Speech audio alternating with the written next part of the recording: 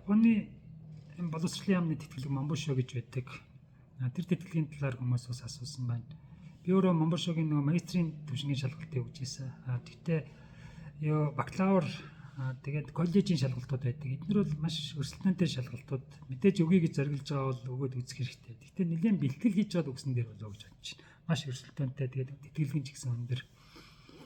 Тэгэхээр бэлтгэлийн бол жишээлбэл одоо 12-д орсон хүүхд одооноос биш. Одооноос бэлдээд ер нь маш өрсөлдөөнтэй учраас хэцүү л байх гэж бодох юм. Гэтэ төлөвлөгөө юм чинь яг материалаа бэлдээд өгөөд төвшнгөө үзэж болно.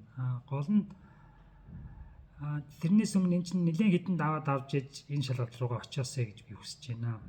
Англи хэлний жишээлхэд төвшнгөө тогтоолгосон байх хэвээр, математикийн олимпиадтай нэлээд оролцоод үзсэн байх хэвээр. Тэгэхээр энэ шатаараа явбал илүү үр дүнтэй байх болов. Шууд ийм хүн шалгалттай өгөөд амжилт гаргах магадлал нь жоохон бага.